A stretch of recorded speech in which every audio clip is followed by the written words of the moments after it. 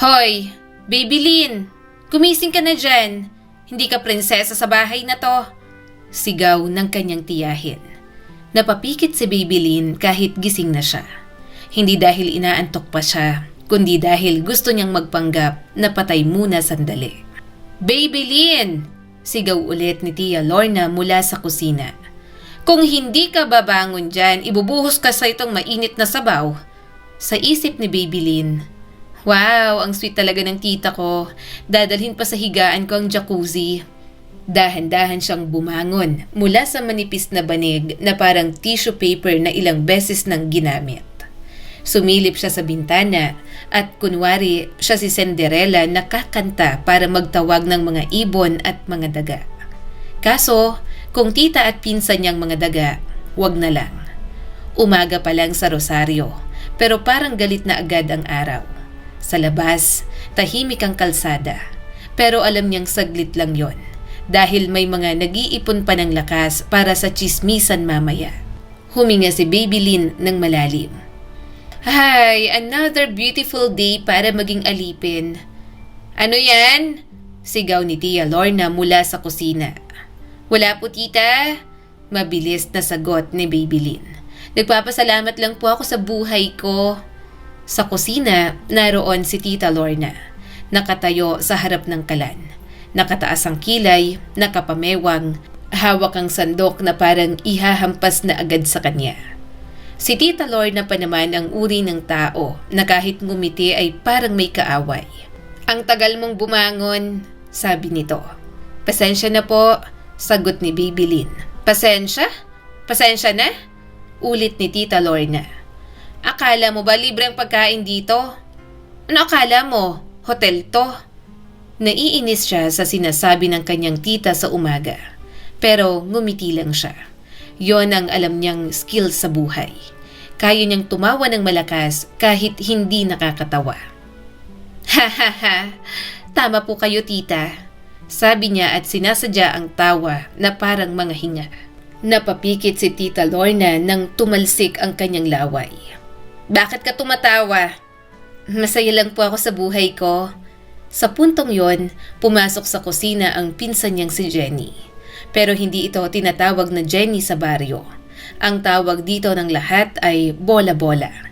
Bukod sa mukhang bola, lahat ng sinasabi nito ay bola. Good morning! Sabi ni Jenny habang kumukuha ng tinapay. Good morning anak! Malambing na sabi ni Tita Lorna. Napakurap si Babylin. Good morning din. Tiningnan siya ni Jenny mula ulo hanggang paa. Ang pangit mo pa rin paggising? Salamat, sagot ni Babylin. Hindi yun compliment. Nginitian niya ito.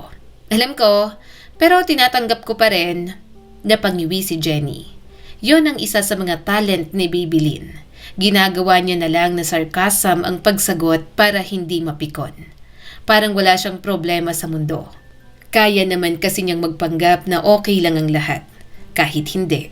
Kahit minsan ay gusto niyang sumigaw. Kahit minsan gusto niyang tanungin ang nanay niya kung bakit siya iniwan doon. Iniwan siya ng nanay niya. Isang araw na dinala siya rito na parang delivery lang. Iniwan sa bahay ni Tita Lorna na parang package na walang resibo. Hindi niya alam kung bakit. Hindi niya alam kung kailan babalik. Nangako ito pero hindi na talaga bumalik. Sa simula, umiyak talaga si Babylin. Araw-araw, linggo-linggo, hanggang isang araw ay napagod na siya. Napagtanto niya ang isang bagay. Nakakapagod umiyak. At wala namang discount sa buhay kapag umiiyak siya. Kaya kahit nahihirapan si Babylin, ayaw na ayaw niyang umiiyak. Babylin! Sigaw ulit ni Tita Lorna. Maghugas ka ng plato. Sunod magwalis ka ng bakuran. Magigib ka ng tubig at maglaba. Simulan mo na ngayon para matapos ka agad. Opo! Lumabas si Babylin ng bahay na may dalang balde. Mainit na ang araw, pero hindi pa ganun kainit gaya ng ugali ni Tita Lorna. Naglakad siya papunta sa poso. Pagdating ni Babylin, naroon na ang kapitbahay nilang si Aling Nena. Abala sa mga halaman nito. Babylin! Sabi nito. Good morning! Kumusta ka na dyan sa tita mo? Napaisip si Babylin. Paano ba sagutin yon? Kung magiging honest siya, baka maging headline bukas ang tiya niyang mapang-api. Mas lalo siyang walang mapupuntahan. Kaya ngumiti na lang si Babylin. Okay lang po, tama lang naman po na hindi pa ibinibenta. Tumawa ulit si Aling Nena. Ikaw talaga. Habang nag-iigib siya ng tubig, napatingin siya sa paligid. Ang simple lang ng buhay sa kanila. Pero hindi niya yun ma-appreciate dahil iniwan lang naman siya roon ng kanyang ina. Hoy, Babylin! Kung hindi ka aalis ngayon, gagawin kitang map sa sahig. Ang tagal mong mag-ayos. Tita, mas mukha ngang mapyang buhok mo. Nahiya rin ang mukha ko sa'yo. Mukha mong parang sahig na lubak-lubak. Panlalait ni Babylin habang nagtatali ng buhok sa harap ng salamin. Anong sabi mo? Wala po, tita. Sagot niya agad. Mabilis siyang lumabas ng bahay na parang tumatakas sa crime scene. Palagi na lang siyang nasisigawan, nasisermonan at may kaunting krisis bago pa mag-alas 7. First day ng senior high. Hindi niya alam kung bakit kinakabahan siya. Hindi naman siya bagong estudyante sa Rosario High School. Simula elementary hanggang junior high ay nandoon na siya. Pero ibang level na kasi ang senior high. Mas mahirap, mas magastos, at mas maraming pagkakataon para mapahiya sa harap ng klase. Good morning, Babylin! Bati ni Aling Nena mula sa sari-sari store. Opo, good morning po. Huminto siya sa tindahan gaya ng nakasanayan. Halika muna dito, sabi ng matanda. Pumasok siya sa tindahan. Mukhang kakapamili lang kahapon ni Aling Nena ng mga paninda nito. Pakiayos nga nitong mga noodles bago ka pumasok, sabi ni Aling Nena. Okay po. Doon talaga siya nagtatrabaho sa tindahan ni Aling Nena noong bakasyon at pagka-uwi niya galing sa school. Mas okay na ron kaysa magpaalila sa tita niya. Hindi naman siya binabayaran. Pagkatapos ng ilang minuto, binigyan siya ng matanda ng maliit na papel na supot. Baon mo. Sumilip si Babylin sa loob. Napangiti siya nang makitang sandwich yon na may palamang ham at itlog. Napakurap siya. Aling Nena, salamat ho. Napangiti ito at inabutan siya ng pera. Ingat ka sa pagpasok. Paglabas niya ng tindahan, may pera at baon na siya. Hindi man marangya ang buhay niya, pero kahit papaano, nakakarao siya sa sariling pagsisikap. Pagdating niya sa school, parang palengke ang ingay. May mga estudyanteng nagkukwentuhan. Babylin! Paglingon niya, nakita niya ang kaklase niyang si Marga. Oy, sabi ni Babylin. Buhay ka pa pala? Ang sama mo? Concern lang ako.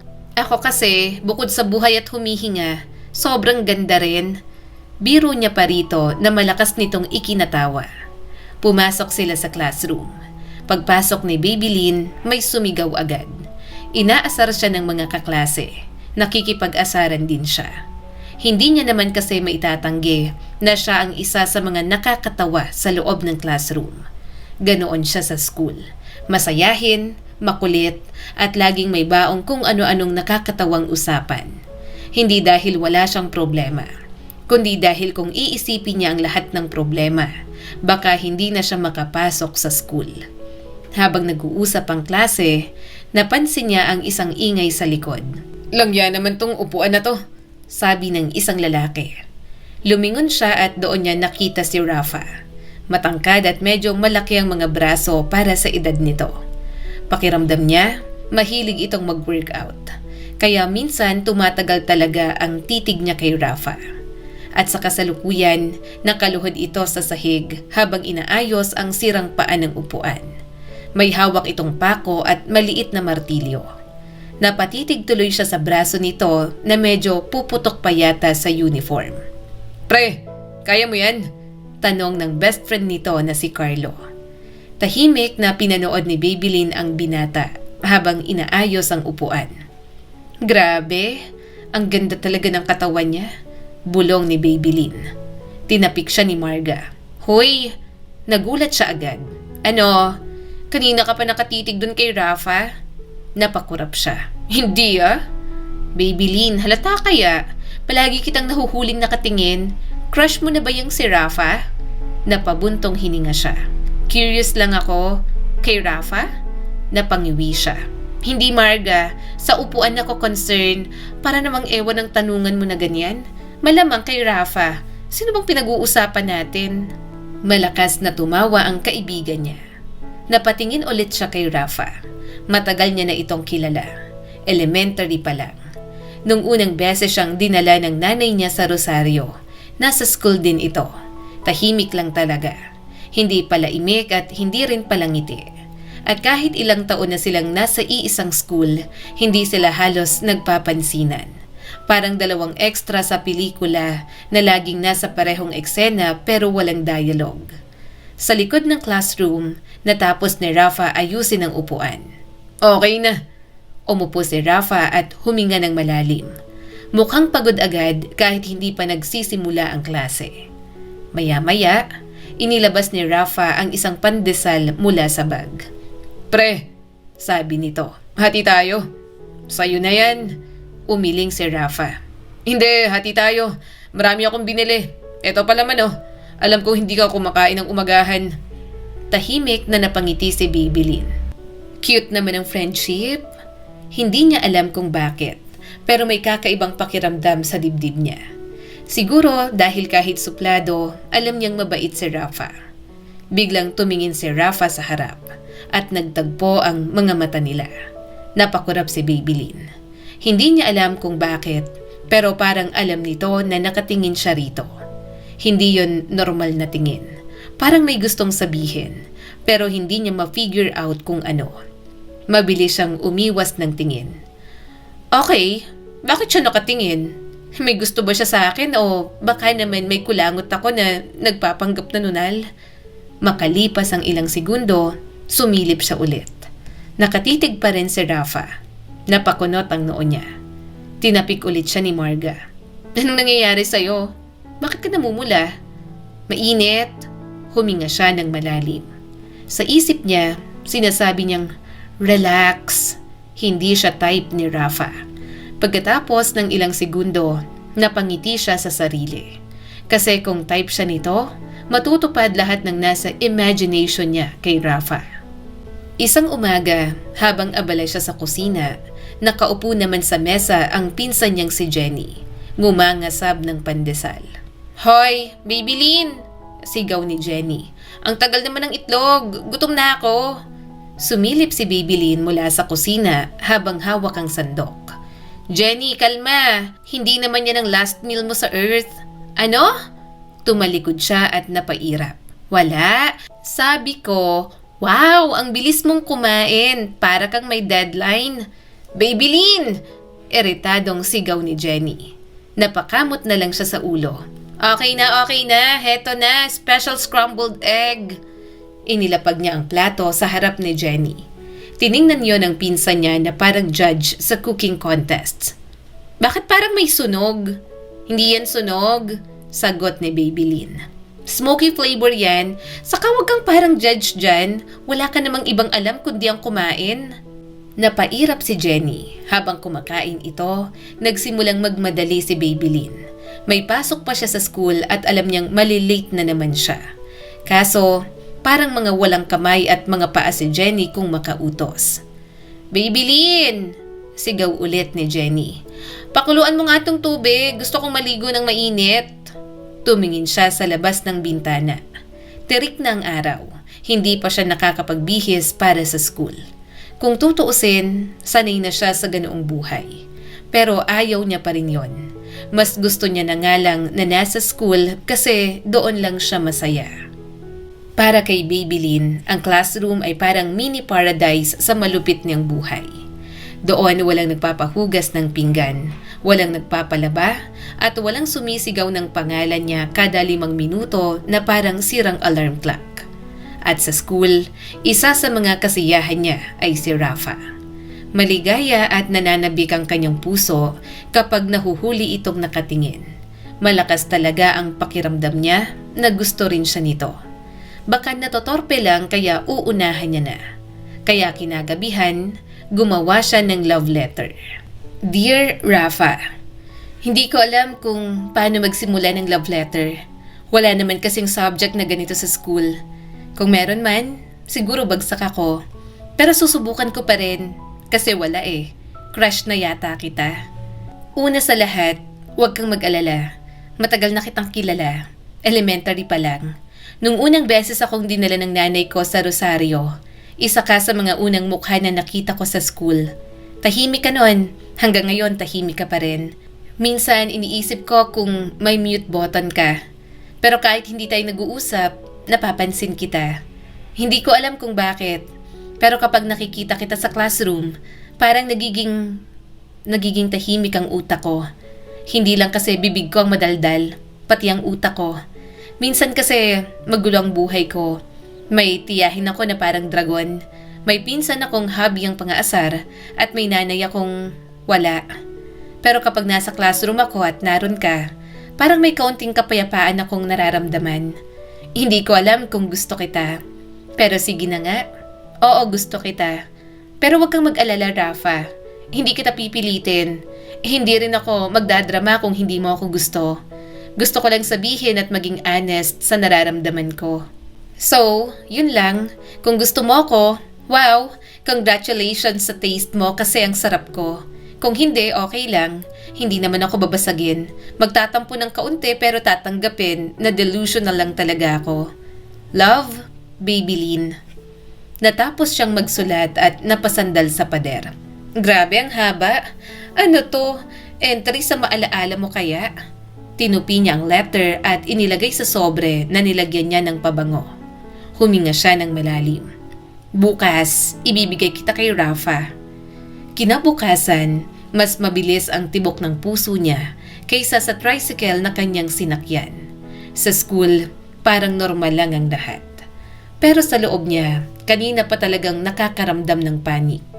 Pagkatapos ng klase sa umaga, nakita niya si Rafa sa English garden ng school. Tahimik itong nakaupo sa bench at mag-isa. Huminga siya ng malalim. Okay, kaya mo to, Babylin. Ayusin natin. Lalandi kaya harotwell.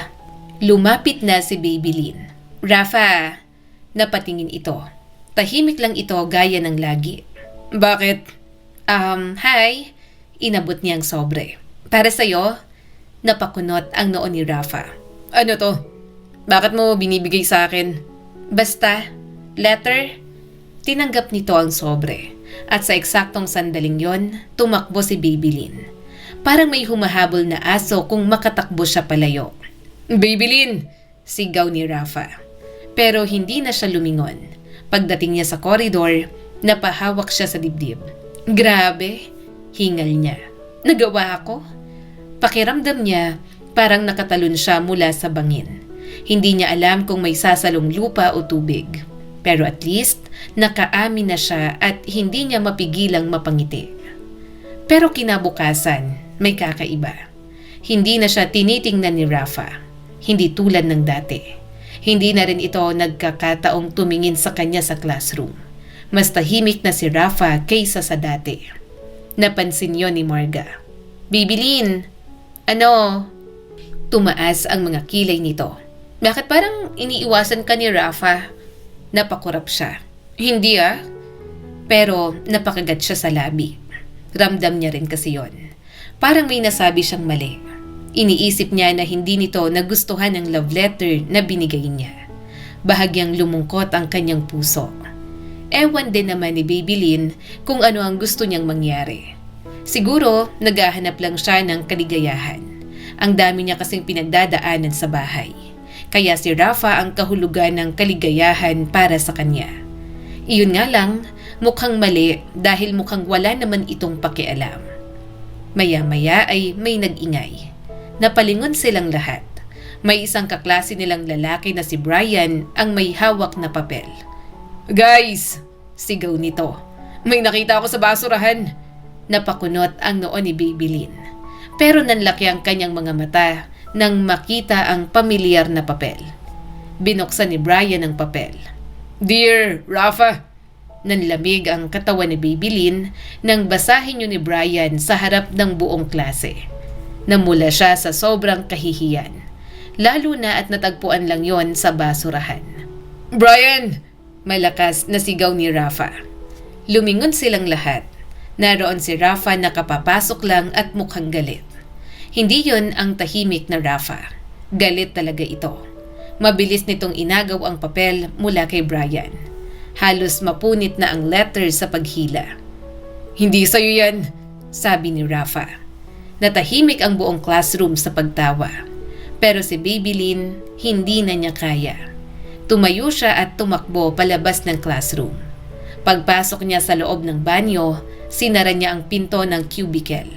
Hindi niya na napigilang umiyak. Huminga siya ng malalim habang pinupunasan ng luha. "Kasi naman bakit ang assuming ko? Wala naman palang gusto sa akin. Bakit niya tinapon sa basurahan? Hindi niya naman pala ako gusto. Nakakahiya." Tahimik nang lumabas si Babylin mula sa banyo. Namumula pang mga mata niya, pero pilit niyang inaayos ang sarili niya sa salamin. Huminga siya ng malalim. "Babawi tayo bukas. Magpapatawa ulit tayo. Parang walang nangyari." Yon ang style niya sa buhay. Kapag nasaktan, tatawa lang talaga. Kapag napahiya, lalong tatawa. At kapag gusto niyang umiyak, magbibiro na lang. Pero mula nung araw na yon, may isang bagong rule si Babylin sa sarili niya. Huwag tumingin kay Rafa. Hindi siya galit, hindi rin siya bitter, nahihiya lang talaga siya. "Babylin, umiiwas ka kay Rafa?" Tanong ni Marga sa kanya. "3 araw ka nang hindi lumilingon sa direksyon niya." Tumawa siya.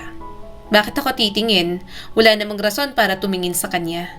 Pero kahit anong pilit ni Babylin, hindi niya maiwasan si Rafa. Isang umaga, habang tumatawid siya sa kalsada papuntang school, biglang may humawak sa kamay niya.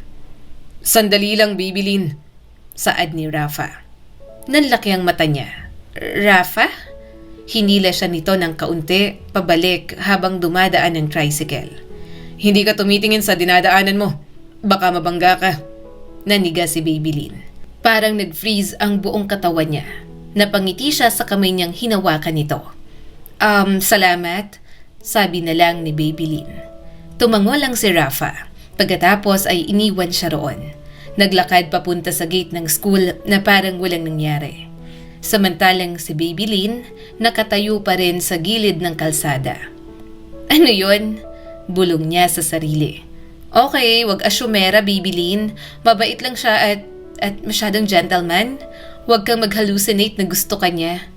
Pagpasok niya sa classroom, sinubukan niyang kalimutan yon. Pero pagdating niya sa kanyang desk, may kakaiba talaga. May bakanteng upuan sa tabi niya. At si Rafa, nakaupo roon na para bang hindi itinapon ang kanyang love letter. Maging ang mga kaklase nila, napapatingin sa kanila, nagtataka sa inaasal ni Rafa. "Dito ako uupo. Ang daldal ni Carlos sa likod. Hindi ako makapag-concentrate. Pwede naman siguro, di ba?" Saad ni Rafa habang nakatingin sa kanya. Napatingin siya kay Carlo na nakangisi. Okay," sabi ni Babylin habang dahan-dahang umupo. Hindi siya tumingin kay Rafa. Hindi rin siya nagsalita. Pero sa loob ng utak niya, parang may emergency meeting. Iniisip niya kung anong tumatakbo ngayon sa isipan ng binata. Bakit nito gustong tumabi sa kanya? Akala niya ay hindi siya nito gusto. Sobrang naguguluhan na talaga siya. Napatingin siya kay Marga. Nakangiti ito at parang gusto nang mang-asar sa kanya. Pero dahil nasa kabilang gilid niya si Rafa, wala silang masabi buong klase. Lumipas ang mga araw at lalong naggulo ang utak ni Babylin. Kahit na inaalila siya sa loob ng bahay, mas nangingibabaw pa rin ang pag-iisip niya kay Rafa. "Aray!" Bulalas niya sa gitna ng pagkatulala. "Jenny naman, bakit mo ako binato ng libro?" Napairap ito. "Sagutan mo ng assignments ko. Dapat tama yan lahat Naiinis man, kinuha niya pa rin ang mga yon at sinagutan. Wala naman siyang magagawa. Kapag tumanggi siya, magsusumbong ito sa tita niya. Hindi pa siya pakakainin. Baka pagdiskitahan na naman ang uniform niya at sirain. Gaya dati, nainis sa kanya, kaya sinira at sinunog ang kanyang mga gamit. Iyak siya ng iyak. Mabuti na lang naawa si Aling Nena sa kanya at binilhan siya ng bagong gamit. Gusto na nga siyang ampunin ni Aling Nena. Kaso ayaw pumayag ng mga anak nito. Kaya wala siyang choice kundi magtiis sa Tita Lorna niyang bruha. Isang hapon pagkatapos ng klase, nagsimula na namang umambon. Si Babylin ay nakatayo sa may waiting shed sa tapat ng gate. Hawak ang 2 bag at isang payong na hindi naman sa kanya. "Babylin!" sigaw ni Jenny mula sa may gate. Tumatakbo papalapit habang tinatakpan ng ulo gamit ang notebook. "Huwag mong kalimutan yung bag ko!" Tumaas ang kilay ni Babylin. "Hindi ko makakalimutan. Halos mabali na ngang balikat ko dito." Lumapit si Jenny. Basa ang buhok at humihingal. Hindi man lang nito kinuha ang bag. Sa halip, mabilis nitong kinuha ang payong mula sa kamay ni Babylin. "Sa akin muna to sabi ng pinsan niyang masarap piratin ng rolling pin. Saglit na natigilan si Babylin. "Jenny, payong ko yan." "Oo nga, kaya nga sa akin muna, baka mabasa ako." Umismid siya. "Okay lang na mabasa ka. Lulutang ka naman kasi mamantika ka." "Anong binubulong-bulong mo?" "Wala." Peke siyang ngumiti. "Sabi ko, sige, sayo ng payong ko. Baka magkasakit ka pa." Napapikit ulit si Babylin. Sa loob ng 5 segundo, may naganap na tahimik na debate sa loob ng utak niya. Tinanaw na lang niya ang tumatakbo niyang pinsan kasama ang mga kaibigan nito. Ang sama talaga ng ugali. May option naman ako Option A, itapon ang bag ni Jenny sa kanal. Kaso, baka mabaktuyo ako ni Tita Lorna. Option B, itapon si Jenny sa kanal. Kaso, baka maging malaking bara lang siya. Option C, umuwi na lang at magpanggap na wala akong kilalang Jenny sa buong mundo. Kaso, sa bahay nila ako uuwi kaya wala akong choice. At sa huli, ano bang choice ko kundi option D, magreklamo habang ginagawa pa rin. Lintik na buhay naman to. Napakamot si Babylin at hirap na hirap buhatin ang bag niya, pati na rin ang bag ni Jenny. Habang naglalakad palabas ng school gate, biglang may nagpayong sa kanya. Napalingon si Babylin at nakita si Rafa. "Basa ka na," sabi nito. Tinapat niya rin dito ang payong kaya napahawak siya sa kamay nito. "Ikaw ang basa na, mas inuna mo pa akong payungan." Nagulat siya nang kinuha nito ang mga bag mula sa kanya. "Ako nang magdadala nito. Hawakan mong payong. Ikaw ang magpayong. Ihahatid kita hanggang sa inyo." Hindi siya nakasagot. Naglakad na lang siya. Nababasa ito sa tabi niya habang sakbit ang mga bag na nakabalot sa malaking plastic. Alam niyang mabigat yon, pero sa laki ng mga braso ni Rafa, parang wala lang yon. "Baka magkalagnat ka?" Hindi napigilang sabi ni Babylin. Umiling naman si Rafa. "Hindi naman ako madaling magkasakit. Saka magbabadlaw ako pag uwi. Ikaw magbanlaw ka rin pag uwi mo. Nakita kong naambunan ka." Parang nag-overheat ang mga pisngi ni Babylin. Humigpit ang hawak niya sa payong. Parang gusto niyang maging bulating kinikilig doon. Hindi na niya talaga kinakaya. Kailangan niyang malaman ng totoo. Sawang-sawa na siya sa mixed signals nito. Kung gusto siya ni Rafa, panindigan na siya. Huminto siya sa paglalakad. "Rafa, anong ginagawa mo? Ano ba talagang gusto mong mangyari?" Napakunot ang noo ni Rafa. "Aha." "Bakit mo ako hinahawakan sa kalsada? Bakit biglang nagpapapansin ka sa akin ngayon? Bakit ka nandito? Akala ko ba ayaw mo sa akin? Pwede ba, Rafa? Huwag mo akong paasahin. Kaya lang naman ako umamin sa'yo. Kasi akala ko gusto mo rin ako. Yung mga pagtitig mo sa akin nun, akala ko may ibig sabihin pero wala pala. Kung mabait ka lang, sabihin mo na. Kung gentleman ka lang, sabihin mo." Napalunok si Rafa. "Babylin," bahagya ng tumaas ang boses niya. "At kung naawa ka lang sa akin, hindi ako naawa sa'yo," malumanay na sabi ng binata sa kanya. Tumigil siya sa sinabi nito. "Hindi? Then, ano tong ginagawa mo? Naguguluhan na talaga ako. Hindi ko na alam kung anong dapat isipin sa mga ikinikilos mo kapag kasama mo ko." Tahimik ito sandali, pagkatapos ay huminga ng malalim. "Gusto kita." Nanlaki ang mga mata ni Babylin.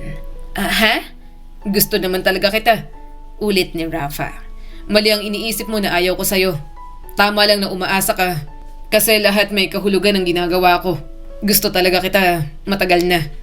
Parang nag-freeze ang mundo niya. Ano? Babylin, sabi pa nito. Gustong gusto kita. Sobrang saya ko nung binigay mo ang letter na yon. Pero hindi ko alam kung paano magre-reply sa'yo. Nahihiya ako at pinoproseso ko pa sa utak ko na talagang gusto mo ako. Yung letter na binigay mo, hindi ko yun itinapon. Nahulog lang sa libro ko. May kumuha siguro at itinapon.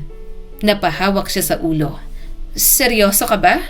Akala ko...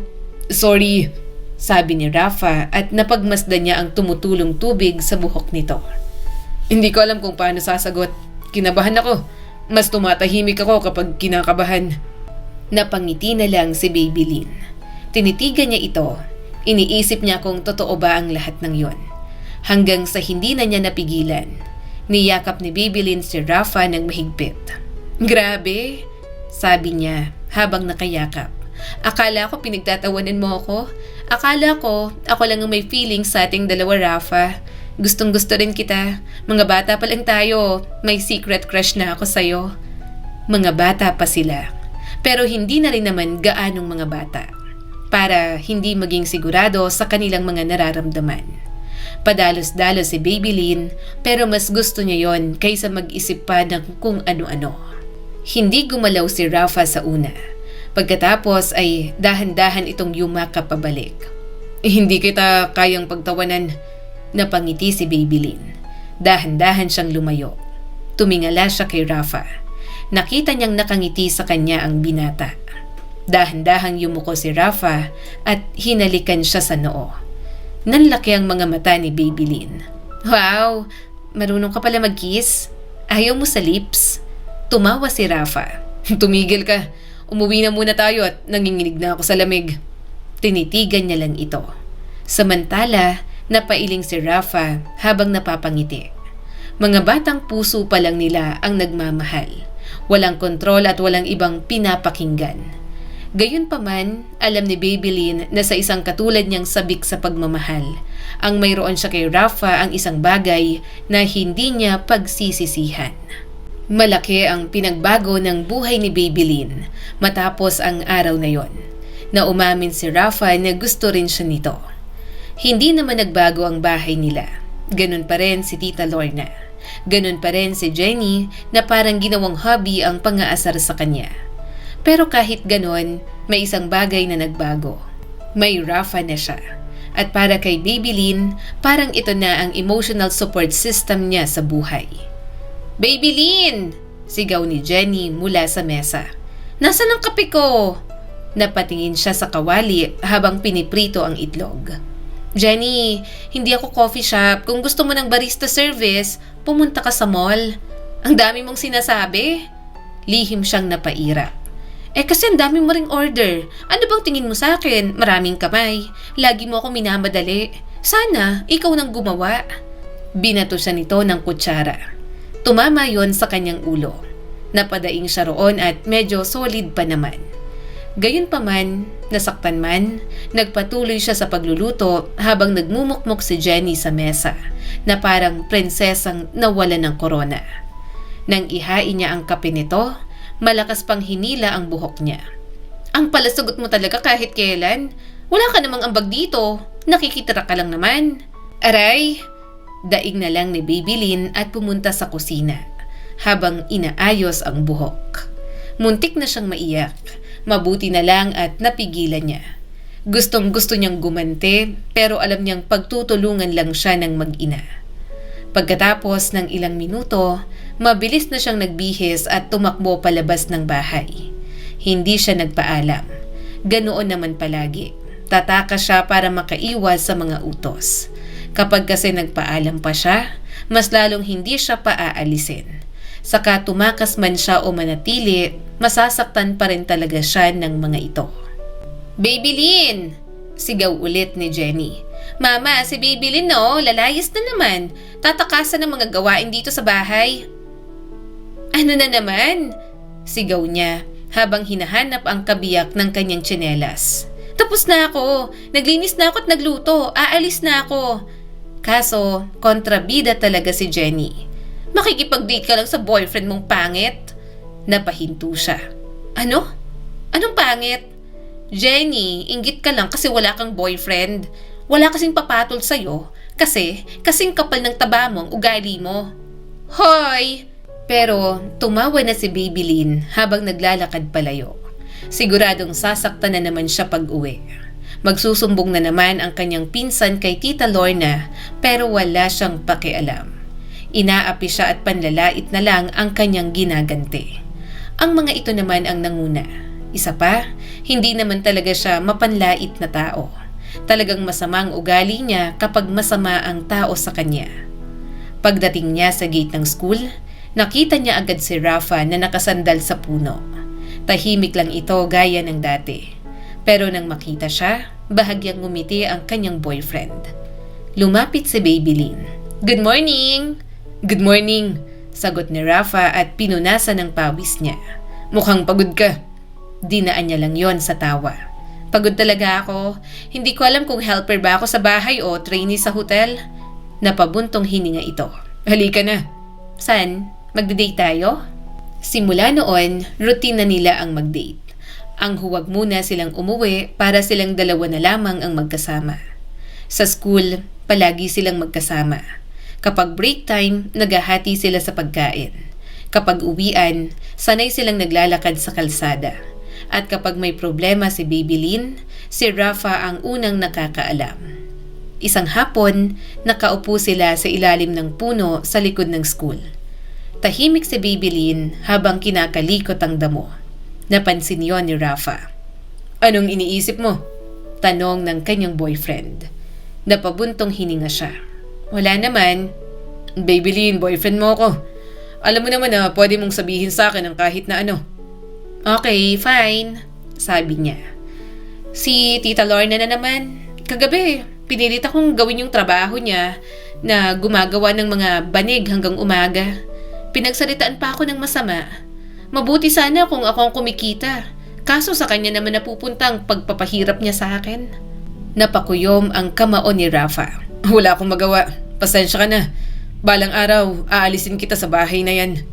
Kapag may maayos na akong trabaho at kaya na kitang buhayin, itatakas kita sa puder ng tita mo. Napangiti si Babylin. Talaga? Okay, sasama naman ako sa'yo kahit saan. Pero wag mo akong isasakay sa sako Mas prefer ko tricycle. Napatawa si Rafa sa seryosong usapan nila. Mahigpit itong yumakap at nanggigigil na naman sa kanya. Kasi walang usap na hindi lalabas ang kalokohan niya. Pareho silang mahirap. Ang tatay ni Rafa ay jeepney driver. Marami itong utang. Ang nanay naman ay may sakit sa kidney at nagpapadialysis. May dalawa pa itong kapatid. Kaya alam ni Babylin na hindi madali ang buhay nito. Pero kahit ganon, parang naging pahinga nila ang isa't isa. Kapag pagod siya, si Rafa ang sandala niya. Kapag pagod si Rafa, si Babylin ang nagpapatawa rito. Isang araw, nag-date sila sa ilog sa may dulo ng Rosario. May dala silang chichirya at soft drink. Simpleng picnic date lang para sa kanila. Nakaupo sila sa bato habang nakababad ang paa sa tubig.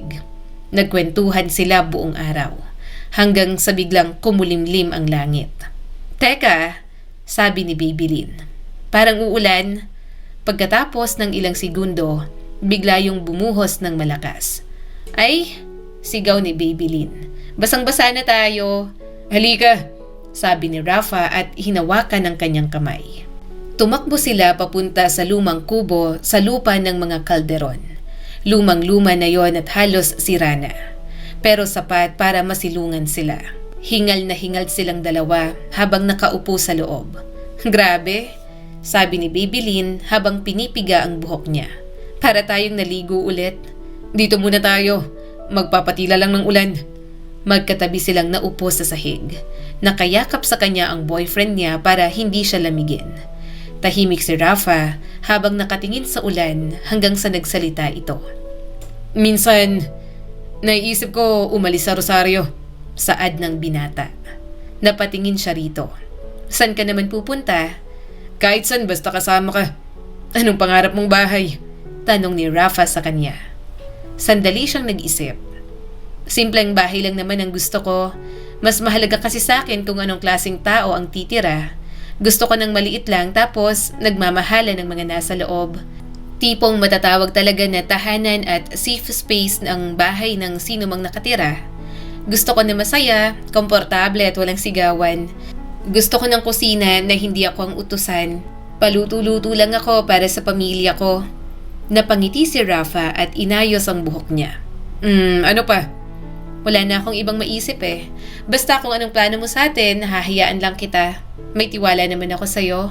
Sabi ni Babylin at tiningnan ang kanyang boyfriend. Nakatitig lang ito sa kanya. Unti-unti lumapit sa kanya si Rafa. Agad namang nakaramdam ng kaba si Babylin. Rafa, usal ni Babylin. Hinawakan nito ang mukha niya. Totoo ba na gusto mo ako? Napangiti siya. Rafa, nag-write ako ng mahabang love letter para patunayan yan. Bahagyang natawa si Rafa. Pagkatapos ay dahan-dahan siyang hinalikan nito. Napapikit si Babylin at humigpit ang hawak sa braso ng binata.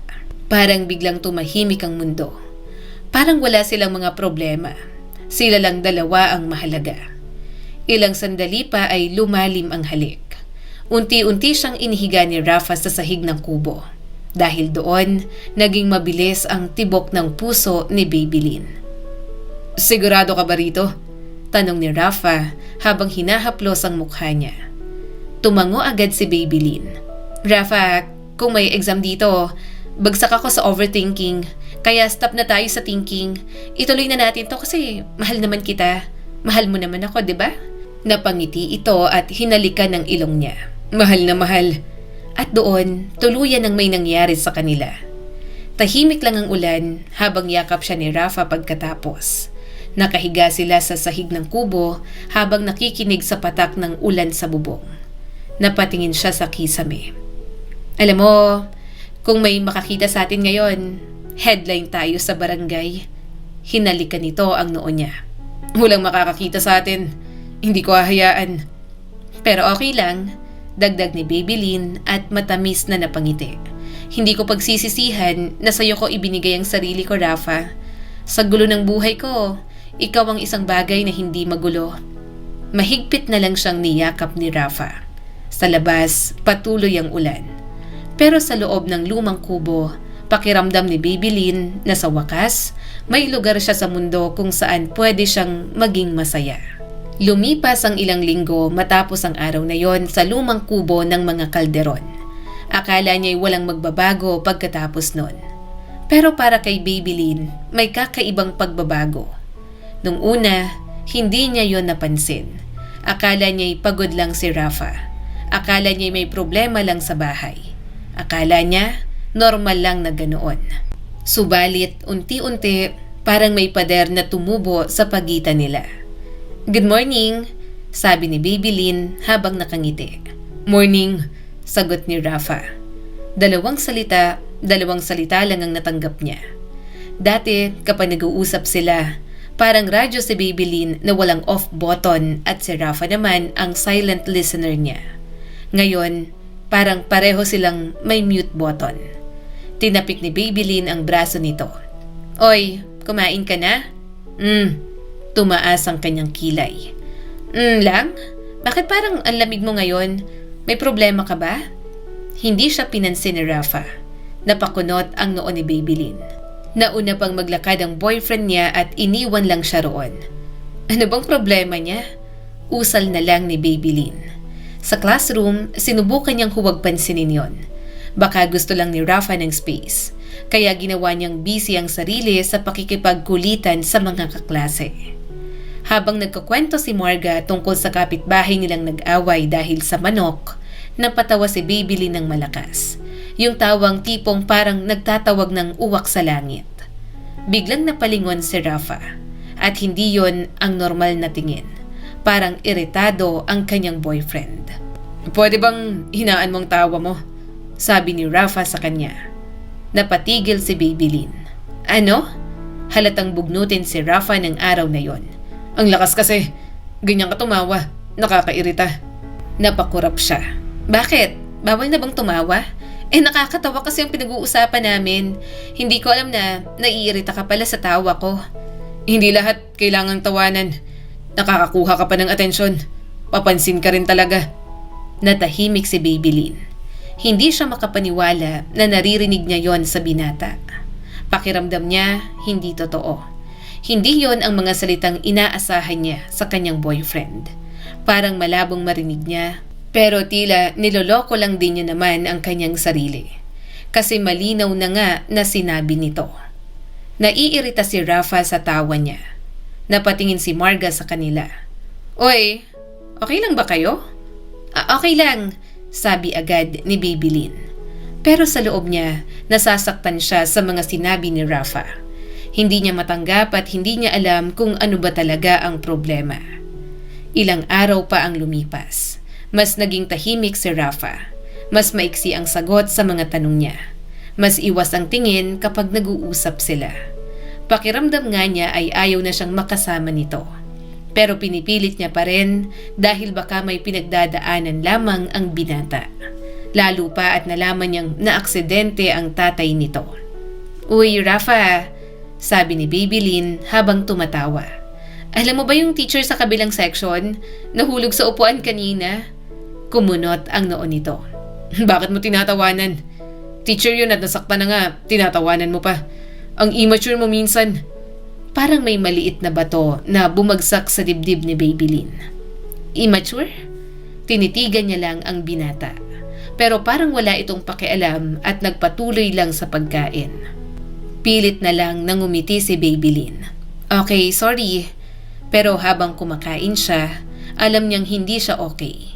Simula noon na may nangyari sa kanila sa kubo, nag-iba na ang pakikitungo sa kanya ng kanyang boyfriend. Ayaw niyang mag-isip ng masama dahil matagal naman niyang kilala si Rafa.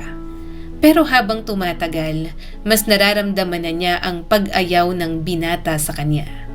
Sa loob ng ilang linggo, ganon ang nangyari. Mali ang tawa niya, mali ang jokes niya, mali na masyado siyang friendly. Parang walang ibang napuna si Rafa kundi ang kanyang mga kamalian. Parang gusto nitong sabihin na mali ang pagiging siya at hindi niya maintindihan kung bakit. Kaya isang hapon ay hindi niya na ito napigilang komprontahin. Rafa, tawag niya rito. Pwede ba tayong mag-usap? Pag-usapan natin kung anong problema mo sa akin. Kasi hindi na kita maintindihan. May mali ba sa akin? Rafa, kung may nagawa akong mali, sabihin mo. Hindi ko naman nababasang isip mo. Dahan-dahang napalingon si Rafa. At doon tuluyang naramdaman ni Babylin ang lamig ng tingin nito. Parang ibang tao siya kung tingnan ng sarili niyang boyfriend. Gusto mo talagang malaman? Tanong ni Rafa. Oo, naluluhang sabi ni Babylin. Kasi hindi kita maintindihan. Pagod na akong unawain ka. Iniisip ko na baka marami ka lang problema. Pero sumusobra ka na. Hindi ko na alam kung ano pang ugali ang ipapakita ko. Parang lahat na lang ng nakikita mo. Mali. Mahal mo ba talaga ako? Diretso siyang tiningnan ni Rafa. Hindi kita mahal. Parang may sumabog sa loob ng ulo niya. Ano? Hindi kita mahal. Nanlaki ang mga mata ni Babylin. Anong ibig mong sabihin? Simple lang ang mga sinabi ko. Nahirapan ka pang intindihin. May panunuya sa boses ng binata. Masyado kang assuming. Yung nangyari sa kubo, kinuha ko lang ang katawan mo. Nanlamig ang buong katawan niya. Sunod-sunod na tumulo ang mga luha ni Babylin. Hindi. Wag mong sabihin yan. Alam kong hindi ka ganyan. Nagsisinungaling ka lang. Ginamit lang kita. Diin pa ni Rafa sa kanya. Ayoko lang naman talaga sa'yo. Nagkaroon ako ng interes kasi gusto mo ako. Pero na-realize ko na hindi ka naman pala masyadong special. Parang tumigil ang mundo ni Babylin. Hindi niya marinig ang hangin. Hindi niya marinig ang mga estudyanteng nag-uusap sa malayo. Ang naririnig lang niya ay ang sariling tibok ng puso. Hindi ka naman espesyal, ulit pa ni Rafa. Bago pa siya makapag-isip, malakas nang dumapo ang kanyang kamay sa mukha nito. Napasubsob si Rafa sa gilid ng pader. Galit na galit si Babylin. Hindi siya makapaniwalang nagtiwala siya sa maling lalaki. Nanlalaki ang mata niya. Ulitin mo nga. Tahimik lang si Rafa. Namumulang pisngi nito sa suntok at hindi makatingin sa kanya.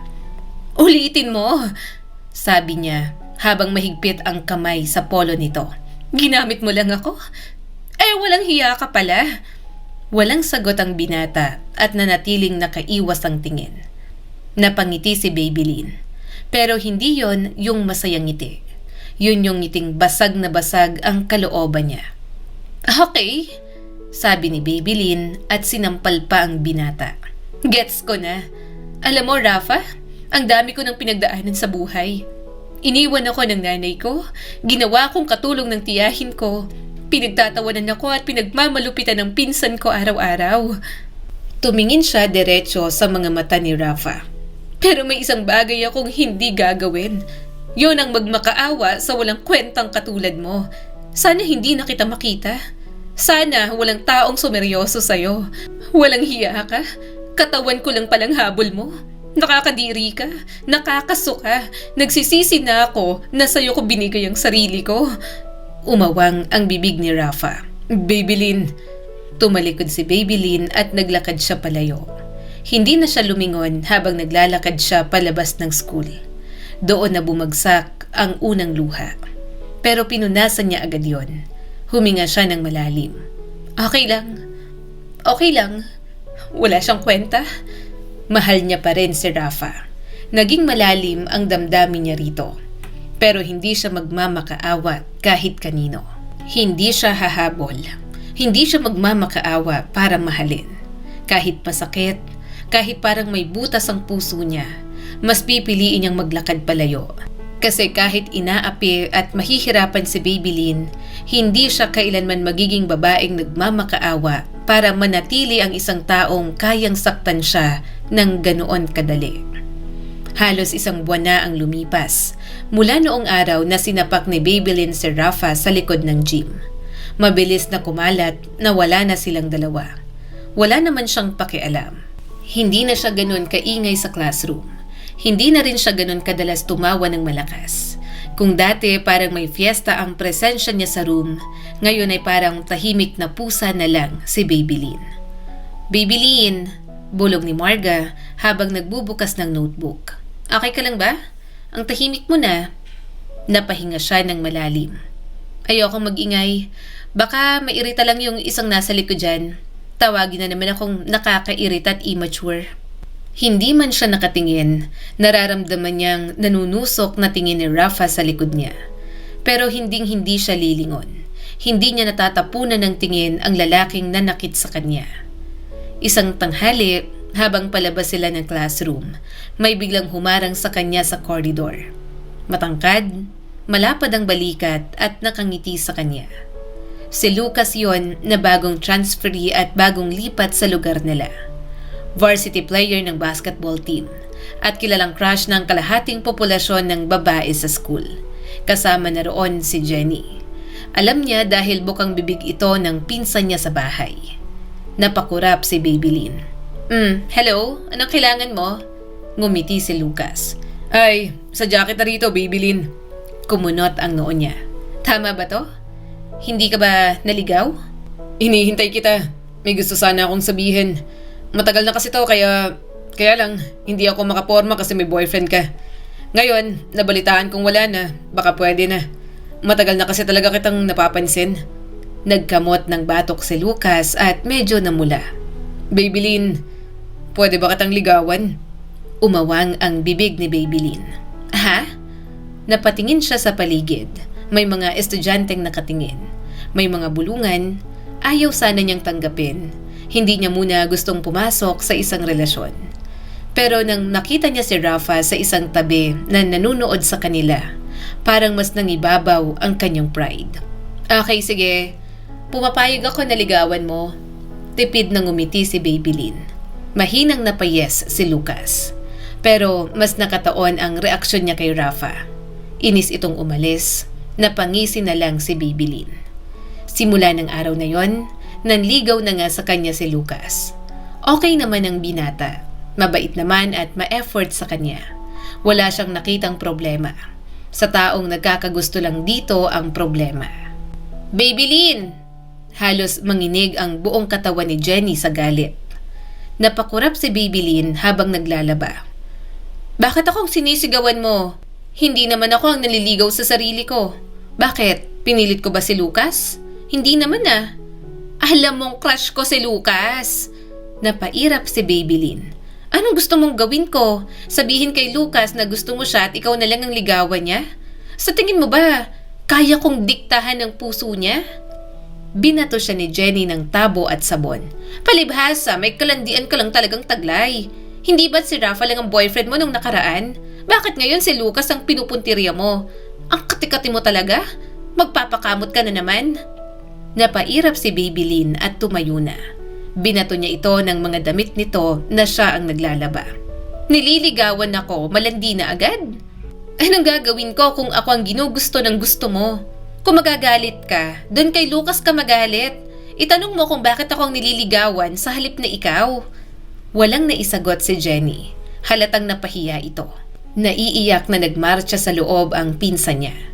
Nang maiwan si Babylin, sunod-sunod na tumulo ang kanyang mga luha. Hindi niya naman magawang tumawa sa mga nangyayari sa kanyang buhay. Nakakapagod na.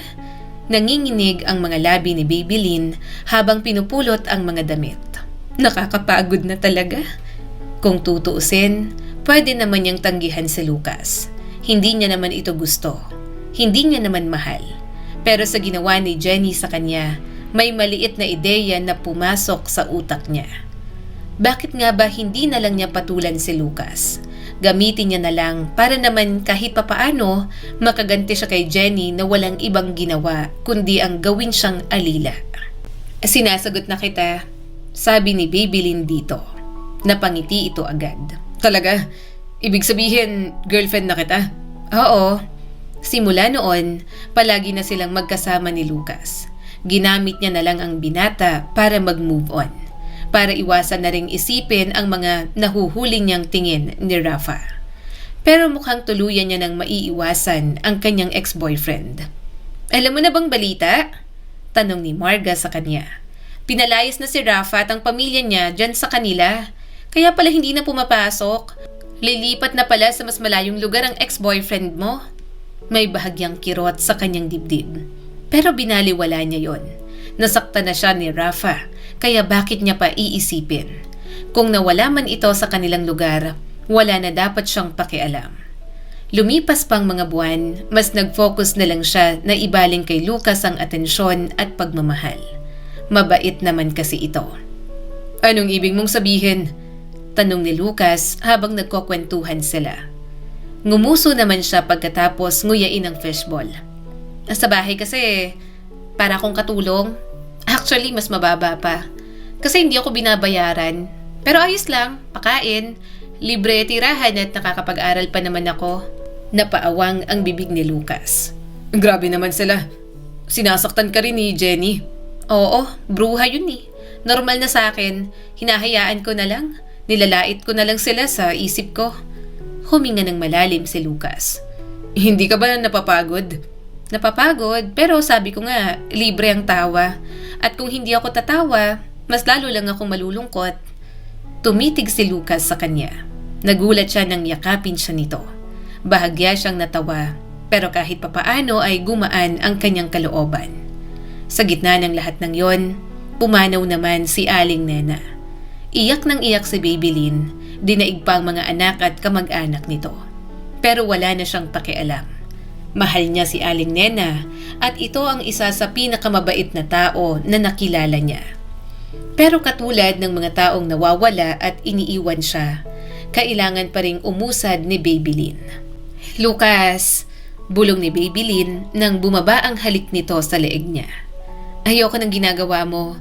Nasa labas tayo, saka baka mahuli tayo ni Aling Shoning, saka nilang tayo sa mature roles. Okay lang yan, Babylin. Sagot ni Lucas sabay hawak sa kamay niya. Girlfriend naman kita at nagmamahala naman tayo. Umiling si Babylin. Kahit na ayoko, baka mabuntis ako, mas mahirap kung mabubuntis ako, Lucas. Napabuntong hininga na lang ang kanyang boyfriend. Mabuti na lang at hindi ito namimilit. Gayunpaman, hindi na niya maiwasang mag-guilty. Noon, ang dali niyang naibigay ang sarili kay Rafa. Pero pagdating kay Lucas, lagi niya itong pinipigilan. Siguro dahil hindi pa rin naman maamin ni Babylin sa kanyang sarili na hindi naman niya talaga mahal ng lubos si Lucas. Sinagot niya lang ito kasi yon ang mas convenient. "Ayan ka na pala, Babylin!" sigaw ni Jenny sa kanya. Kumurap-kurap siya. "Ano na naman? Huwag kang magpabibo!" Umabante si Jenny. "Girlfriend ka na ni Lucas! Talagang naglakas loob ka pang sagutin?" Natigilan ang kutsara sa kamay ni Babylin. Dahan-dahan niyang ibinaba ang kutsara. "Girlfriend? Oo, bakit? May reklamo?" Hindi niya maintindihan kung bakit siya ang inaaway nito. Wala naman siyang ginagawang masama rito. Kahit gusto pa rin nito ang binata, alam ni Babylin na wala siyang kasalanan. Si Lucas naman ang lumapit sa kanya at hindi siya. Ilang sandali pa ay napasigaw si Jenny sabay sa bunot sa buhok ni Babylin. "Aray, wag mong galawin tong buhok ko. Ano, buhok ko na lang palagi?" Sigaw ni Babylin sabay sa bunot din sa buhok ni Jenny. "Akala mo ba hindi ako papatol? Pumapatol ako." Ngayon, mukha silang dalawang wrestler na nagkakandabitin habang parehong sumisigaw. "Galit na galit ako sa'yo. Inagaw mo dapat na love life ko." Sigaw ni Jenny sa kanya. Nanlaki ang mga mata ni Babylin. "Love life? Ano yon? May business permit ba yan sa barangay? Kanino ka nagpaalam? Sinong manghuhula mo at sinabing meant to be kayo? Napaka-asyumera mo. Ang kitid pa ng utak mo." Nagpagulong-gulong sila sa sahig. Sa bunutan, sipa, hampas. Para silang dalawang washing machine na sabay na binuksan. Biglang dumating si Tita Lorna. "Ano to?" Pinilit ni Babylin magsalita kahit hawak pa ni Jenny ang buhok niya. "Itanong mo sa anak mong walang utak." Kaso, sa halip na pakinggan, nakatanggap lang siya ng isang malakas na sampal. Natawa na lang siya na parang baliw. Total, sinasaktan at inaapi siya ng mga ito, lulubusin niya na. Alam niya namang hindi siya kakampihan, pero sana man lang nakinig ito bago siya sampalin ng ganoon. Dapat alam nitong masyadong asyumera ang anak nito na mukhang siopaw na binilog. "Wala kang modong bata ka. Dati ko pang gustong gawin yan sa'yo, nagtitimpi lang ako." Singhal ni Tita Lorna. "Ikaw ang gulo dito. Lagi kang sakit ng ulo." Nanlaki ang mata ni Babylin. "Wow! Nagtimpi ka pa pala sa lagay na yan, tita. Halos patayin niyo na ako ng anak mo araw-araw. Nagtitimpi ka pa pala niyan? At ako ang nagsisimula ng gulo? Siya kaya ang may hawak ng buhok ko. Ako lang nag-defend sa sarili ko. Basic human rights ko yon. At ano bang inaasahan niyo sa akin? Laging magpapaapi? At hahayaan ng sarili ko na maging punching bag ninyong mag-ina?" Sa pagkakataong yon, hinila siya ni Tita Lorna palabas. "Umalis ka na. Hindi ko kailangan ng katulad mo dito. Walang utang na loob." Pinagtitinginan sila ng mga kapitbahay. Si Babylin nakatayo lang doon habang hinahagis sa pagmumukha niya ang mga gamit niya. Ayaw nang lumaban ni Babylin. Pagod na siya. Sa unang pagkakataon, gusto niya nang sumuko. Huwag nang isipin kung anong susunod na mangyayari sa kanyang buhay. Pero kahit papaano, sinalo siya ni Lucas sa lahat ng mga nangyari sa kanya. Agad siya nitong pinuntahan nang malaman kung ano ang ginawa sa kanya ng mag-ina. "Halika na, sa amin ka natitira." Napailing si Lucas at pinunasan siya. "Walang hiya talagang pamilyang yan sa'yo." "Kaso pwede ba ako sa inyo?" Tumango naman si Lucas. "Okay lang, nakikwento naman kita kina mama at papa. Alam nilang sitwasyon mo. Pwede kang makitira sa amin. Huwag kang mag-alala. Hindi naman live-in ang setup natin. Baka patabihin ka sa kapatid ko. Nasa bahay tayo ng mga magulang ko. At hindi natin magagawa kung, alam mo na, kung gustuhin natin gawin yon. Pero alam kong maawa sila sa'yo. Kaya kukup-kupin ka na lang nila. Kahit alam nilang girlfriend kita." At simula ng araw na yon, iniwan ni Babylin ang bahay ni Tita Lorna. Sumama siya sa kanyang boyfriend at nagtiwala rito. Mas maliit ang bahay ng pamilya ni Lucas, pero komportable naman. Naka-aircon din ang kwarto ng magkapatid. "Kuya Lucas, sino yan?" Sigaw ng isang bata mula sa sala. Si Lina, kapatid ni Lucas, na agad yumakap kay Babylin. "Hi ate, gusto mo ba ng mango graham? Gumawa kami ni mama kagabi. Kain ka ha?" Bahagyang napangiti si Babylin. Masaya siya sa yakap na yon. Pakiramdam niya ay welcome na welcome siya. Lumabas din ang nanay ni Lucas. Bitbit ang isang tray na may pitsil ng malamig na tubig at mga baso. "Ay, si Babylin pala to. Anak, dito ka na. Para ka na ring anak namin. Hindi ka na iba sa amin. Ang totoo, kahit na mga bata pa kayo, pumayag na kami na magkaroon ng girlfriend itong si Lucas. Nakita kasi namin na simula nang maging girlfriend ka, nag-ayos na sa pag-aaral.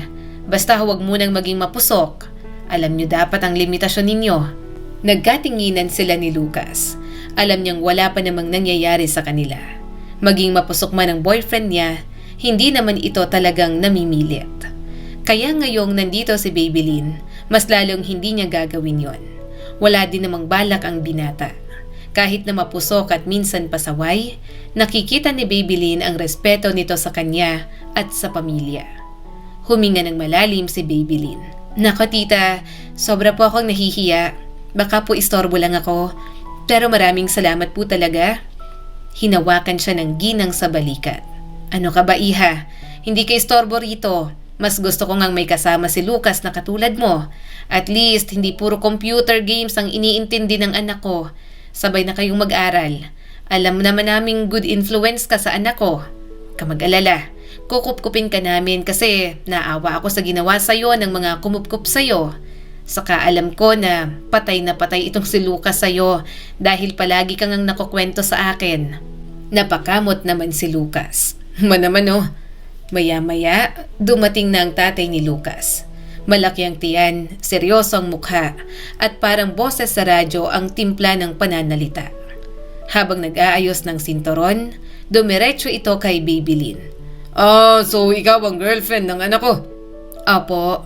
Nakaramdam agad ng pagkailang si Babylin.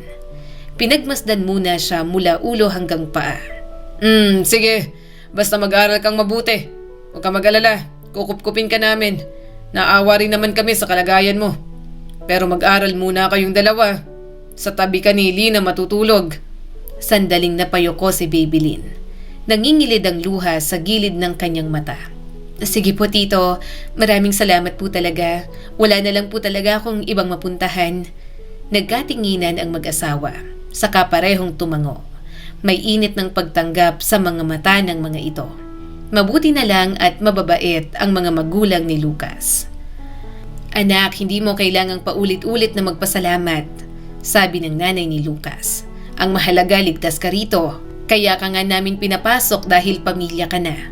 "Salamat po talaga," bulong ni Babylin. Hinawakan ni Lina ang kanyang kamay.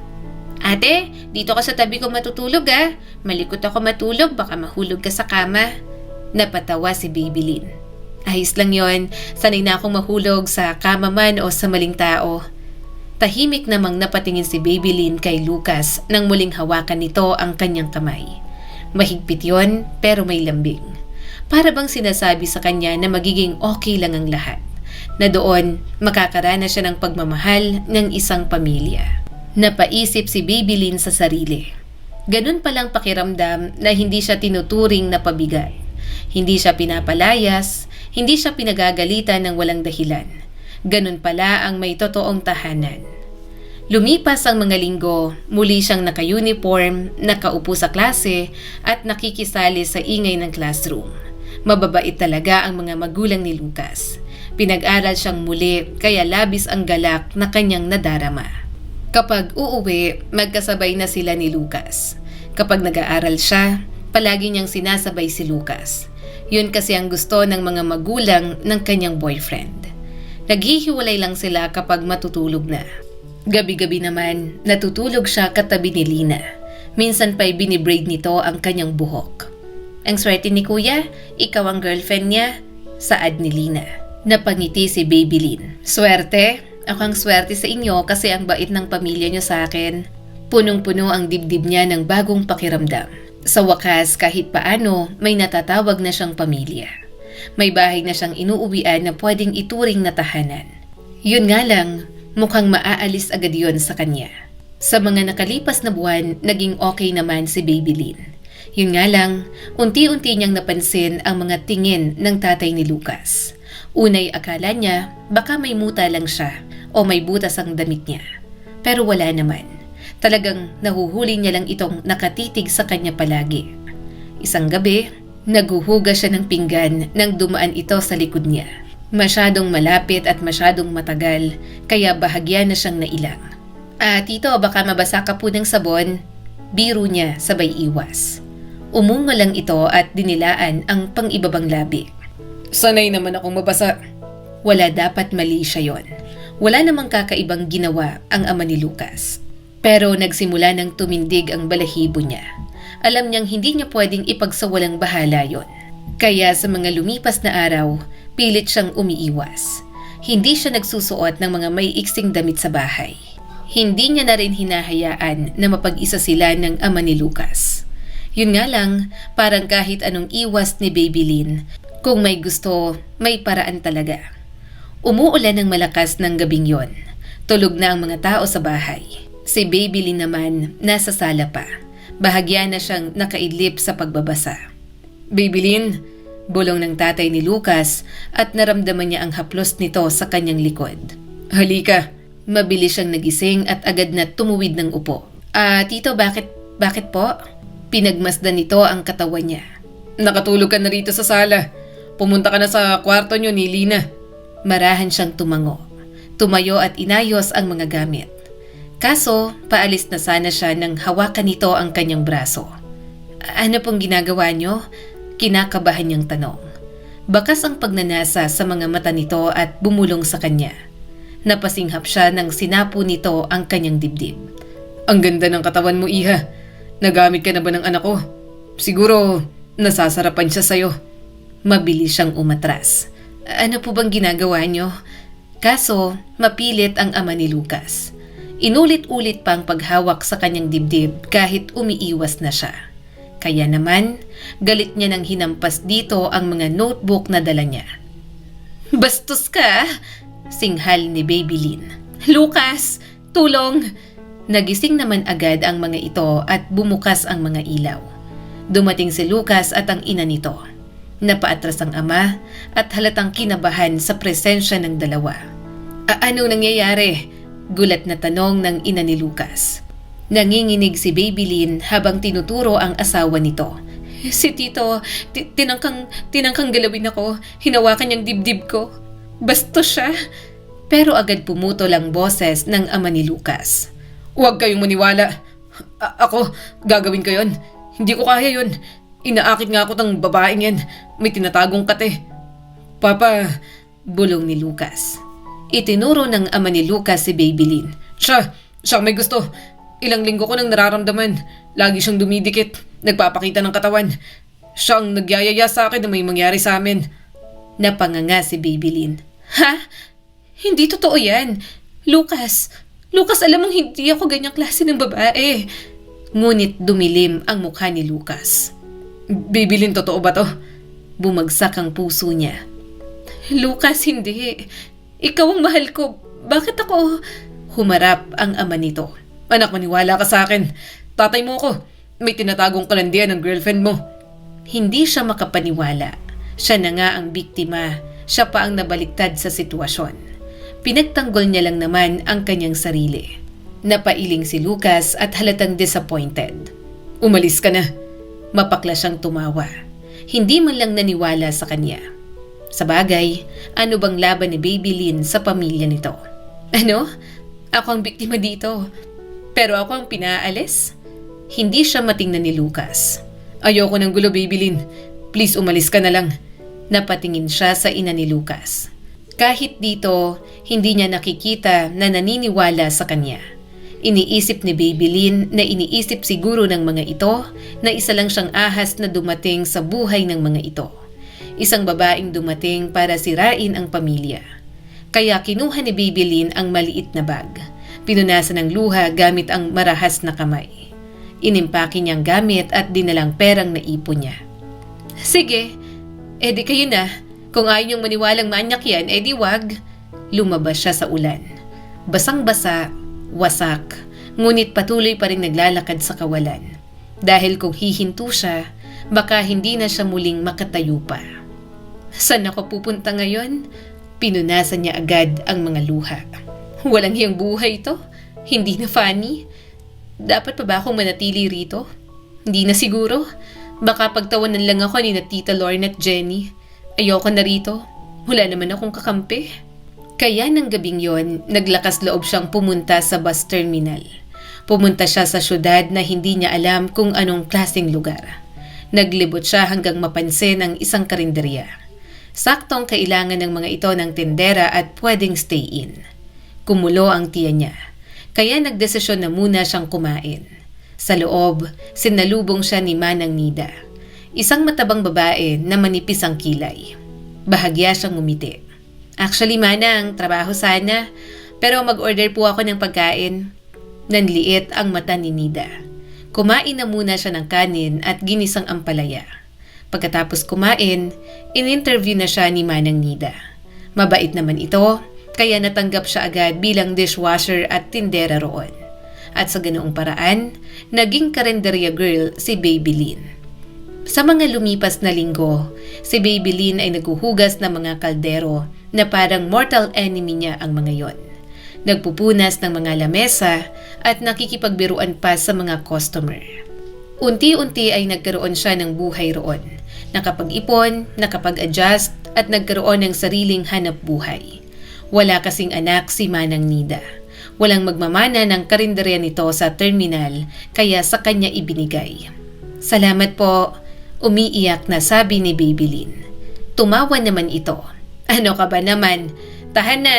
Ilang taon na kitang kasama rito. Alam kong mabait at masipag ka. Huwag mong pabayaan itong karinderya ko. Ikaw nang bahala. Bukod kay Aling Nena, si Manang Nida ang lubos na naging mabait sa kanya. Sobrang saya niya na kinupkup na siya nito at tinuring pa na parang anak. Kaya pinangako niya sa sarili na aalagaan ito hanggang huling hininga at palalaguin ang maliit nitong karinderya. Dahil nasanay na sa ganoong buhay, marami na siyang kilala at mga suki. Kilala na rin si Babylin sa terminal. Hoy, Bitog, magbayad ka. Ang haba na ng utang mo rito, kukutusan kita.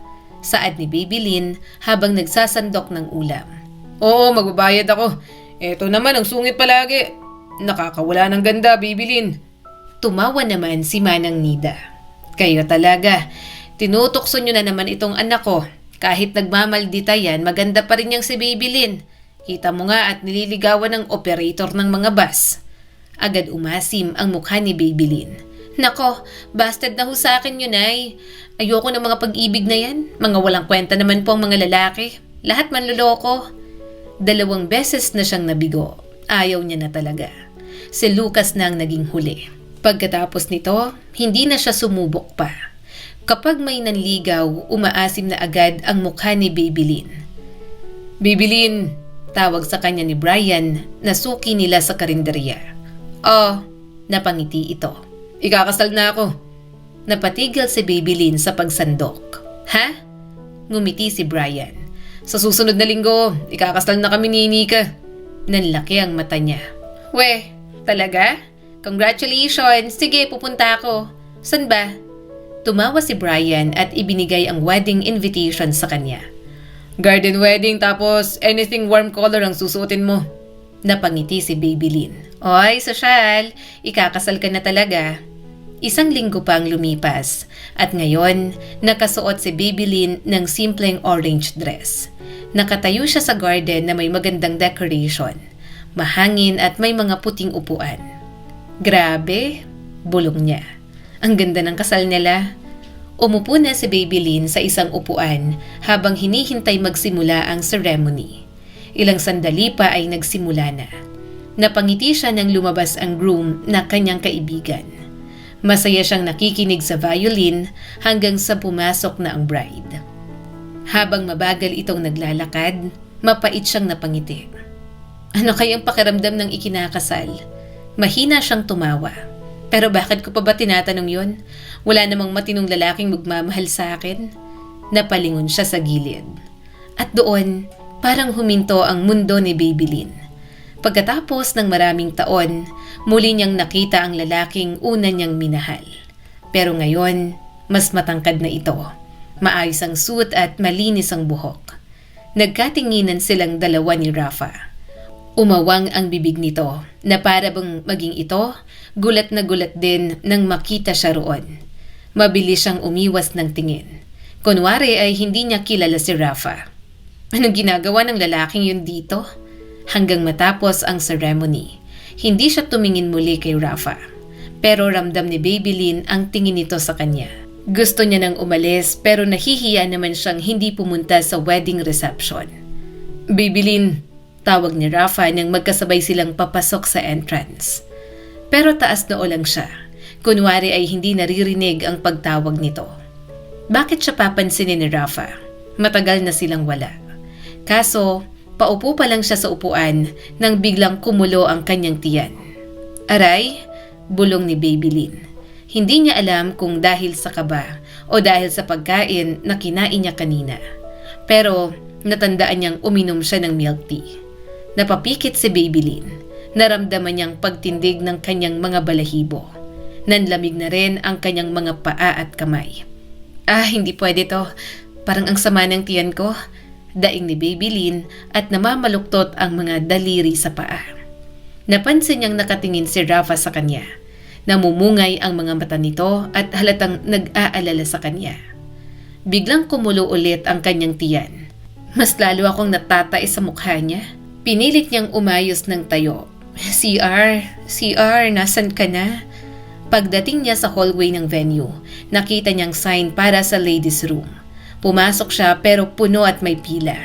Mahaba at open area pa ang cubicle. Nanlaki ang mata niya. Hindi ko na kaya. Paano? Malamig na ang kanyang pawis. Pakiramdam ni Babylin sa bawat hakbang, lumalabas na talaga sa puwet niya ang dapat ilabas. Please! Nanindigas na siya sa bawat hakbang. CR, kailangan kong mailabas to. Hindi na kaya ng kaluluwa ko to.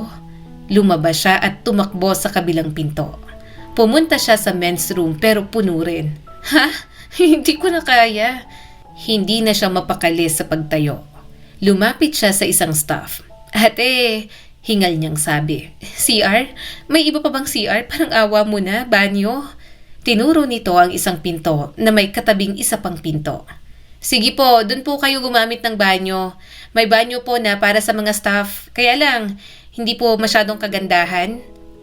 Okay lang. Tumakbo na siya papunta ron. Binuksan niyang pinto at mabilis na pumasok. Pero nagulat siya na hindi inidoro ang nakita niya. Storage room pa yata ng mga panlinis. Aalis na sana siya, pero naramdaman niya sa kanyang panty ang paunang dumi. Yuck! Pandidiri niya sa sarili. May gripo ron, may nakita siyang isang puting timba. Humawak siya sa tiyan. Hindi ko na talaga kaya. Sasabog na. Tinaas niya na ang laylayan ng dress. Hinubo niya na ang panty na may kaunting dumi na at mabilis siyang umupo sa ibabaw ng timba.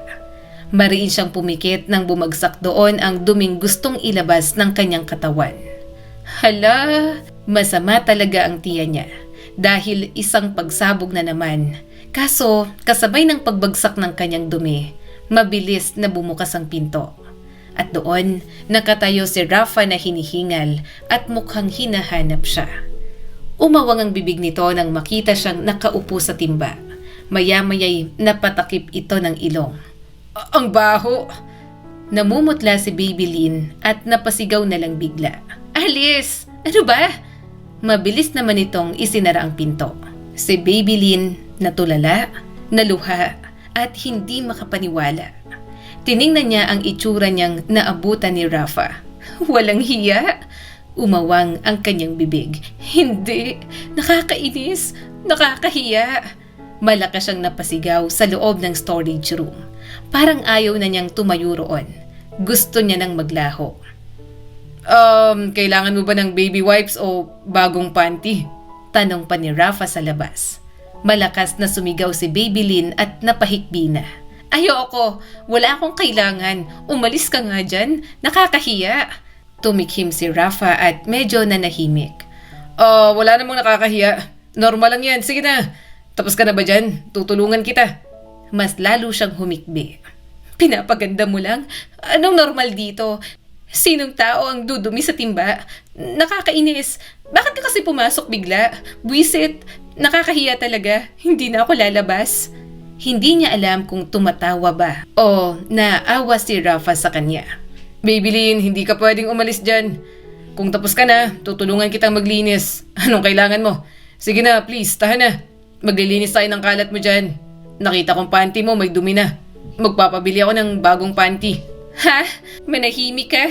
Pakiramdam ni Babylin, sobrang kalat-kalat na ang kanyang eyeliner. Akala niya kapag nakita ulit ang ex, dapat savage kaso iba ang nangyari. Umalis ka sabi dyan. Bakit ka ba sumunod? Sumunod ako kasi nakita kong parang masamang pakiramdam mo. Nag-aalala ako nang makita kitang pumasok dito. Hindi ko naman alam na ganyan palang gagawin mo. Tapos ka na ba? Nagpapabili na ako ng panty sa assistant ko. Eto na rin ang wipes, hawak ko na. Sabihin mo lang kapag tapos ka na, papasok ako. Lilinisin ko ang kalat mo dyan. Nanlaki ang mga mata niya. Huwag na. Anong lilinisin mo ang kalat ko rito? Ang dugyot ko na nga rito. Umalis ka na nga dyan. Kaya kong sarili ko. Pahinging wipes. Binuksan nito ang pinto pero sinigawan niya agad. Oh, maliit lang. Ihagis mo lang. Napabuntong hininga si Rafa. Sige, ito na. Pero pwede naman kitang tulungan dyan sa loob. Ako nang maglilinis ng timba. Manahimik ka? Nagmamadali niyang kinuha ang wipes at naglinis. Naghugas na rin siya ng tubig. May gripo naman doon kaya nilinis niya na. Dering-deri siya pero kaya naman yon kaya siya nang naglinis. Mabuti at may Zonrox kaya nawala ang mabahong amoy. Hinubad ni Babylin ang panty at bahagyang kinusot. Naluluha pa rin siya habang nagkukusot. Paano na? Lalabas akong walang panty? Okay lang, mahaba naman ang dress ko. Nang matapos, gusto niya mang kusutin ang kamay niya pero naalala niya ang kanyang mga hinawakan. Dahan-dahan siyang lumabas. Naabutan niya agad si Rafa. Okay ka na? Tanong nito. Wala pa yung gamot at underwear na pinabili ko. Wala kang suot? Umirap naman siya rito. Ewan ko sa'yo. Pahinging alkohol? Mabilis naman itong binuksan ng alkohol at pinasirita ng marami ang kanyang kamay. Habang abala sa mga kamay, nagulat siya nang hawakan ni Rafa ang mukha niya at punasan ng wipes ang sabog niyang makeup. Ano ba? Reklamo agad ni Babylin. May munting ngiti sa mga labi ni Rafa. Tinutulungan ka dahil ang itim na ng mukha mo sa mga luha. Okay lang yon. Normal lang na sumakit ang tiyan. Walang nakakahiya ron. Umismid siya at hinampas ang kamay nito. Huwag mo nga akong hawakan. Ex na tayo Boyfriend ba kita? Namungay ang mga mata nito. Hindi, pero masaya ako na makita ka ulit. Bumalik ako sa Rosario pero nagulat ako nang wala ka na ron. Hindi ko inaasahan na dito kita makikita. Kaibigan ka ng groom. Ayaw niyang sumagot pero tinulungan siya nito. Kaya hahayaan niya na lang.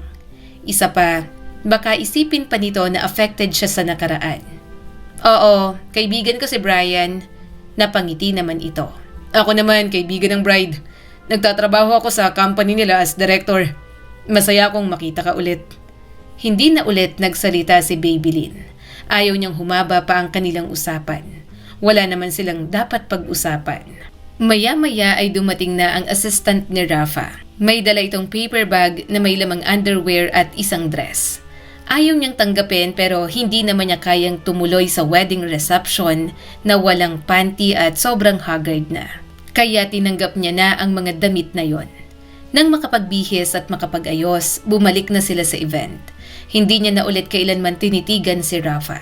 Natapos ang reception, nakauwi na siya at pilit na lang kinalimutan na nakita niya roon ang kanyang ex-boyfriend. Subalit mukhang hindi yon ang balak ni Rafa. Dahil kinabukasan, nagulat siya nang makita ito sa karinderya. Nakapang-opisina pa pero doon naisipang kumain. Hindi niya naman pwedeng tanggihan kaya kinuha niya pa rin ang order. Order? Matabang na sabi ni Babylin. Matamis itong napangiti. 2 cup of rice saka beef steak. At itong ginatang langka. Ikaw bang nagluluto? Oo. Mas lalo itong napangiti. Sige, sa susunod, iba na naman para matikman ko lahat ng luto mo. Kumunot agad ang noo ni Babylin. Gusto niyang magsalita pero pinigilan niya ang kanyang sarili. Hindi naman siya manhid para hindi malaman ang ginagawa nito. Pero kung magpatuloy yon, baka hindi niya nakayanin na hindi komprontahin. At katulad ng kanyang inaasahan, naging tuloy-tuloy nga ang pagpunta roon ni Rafa. Doon kumakain na para bang nagtitipid at hindi afford kumain sa mga mamahaling restaurant. Naiinis siya pero nagtitimpi pa rin. Manliligaw mo ba yon, anak? Tanong ni Aling Nida. Hindi po, Nay. Walang kwentang ex-boyfriend ko lang po yan. Suminghap naman ang matanda. Talaga? Ex-boyfriend mo? Mukhang gusto pa yatang makipagbalikan. Nahuhuli kong palaging nakasunod ang tingin sa'yo. Saka magpabalik-balik ba yan kung walang intensyon na manligaw? Mag-usap kayo. Huminga ng malalim si Babylin. Ayaw niyang mag-usap pa sila ni Rafa. Mga bata pa sila noon at matagal na silang tapos. Ayaw niyang balikan ang mga masasakit na alaalang idinulot nito sa kanya. Natatandaan niya pa kung paano sila naghiwalay, kaya hirap na hirap siyang kausapin ito. Gayunpaman, isang araw, hindi na talaga natiis ni Babylin. Kinausap niya na ng masinsinan si Rafa. Ano ba talagang gusto mong mangyari? Ha? Tanong ni Babylin at mariing nakatingin dito. Hindi ko na alam kung para saan pa to, Rafa. Naguguluhan ako. Alam mo naman sa sarili mo kung paano tayo naghiwalay noon, diba? Kaya ngayon, hindi ko alam kung anong gusto mong mangyari. Napalunok si Rafa. Ang gusto kong mangyari, magkabalikan tayo, Babylin. Kumunot ang kanyang noo. Mahal pa rin kita hanggang ngayon. Puno ng damdamin na saad ng binata. Napailing na lang si Babylin at mahinang tumawa. Mula nun hanggang ngayon, sinungaling ka pa rin. Sa tingin mo ba, maniniwala ako sa mga sinasabi mo? Hindi, kasi alam kong nasaktan kita. Pero nagsasabi na ako ng totoo. Babylin, nagsisisi ako sa mga ginawa ko nun. Hindi naman talaga kita gustong saktan. Pero hindi ko na rin kasi alam ang dapat kong gawin noon. Hiyang-hiya ako sa sarili ko. Umiwas siya ng tingin. Rafa, nakaraan na yon. Pero yung nakaraan na yon, nandun pa rin ako hanggang ngayon. Hindi ako kailanman nakakausad. Bakas na ang kislap ng luha sa mga mata ni Rafa. Mahal naman talaga kita. Sorry kung nagsinungaling ako. Hindi naman kita ginamit. Naghanap lang ako ng mali para maghiwalay tayong dalawa nun. Kasi hindi ko alam kung paano kita iiwan. Kumuyom ang kamao niya. Bakit nga ba? Anong sinasabi mong mahal mo ko tapos gusto mo akong iwan? Baliw ka ba? Ha? Bumagsak na sa wakas ang mga luha ni Rafa habang matamang nakatingin sa kanya. Babylin, ang dumi ko na kasi nung mga panahong yon. Anong sabi mo? Pumikit si Rafa at pagkatapos ay nanghihinang ngumiti sa kanya. Binibenta ko ng sarili ko nung panahong yun para mabuhay kami. Napasinghap si Babylin. Marahang tumango si Rafa at mas lalong lumapit sa kanya. May sakit ang nanay ko. Na-aksidente si tatay. Kaya hindi na makapagmaneho ng jeep.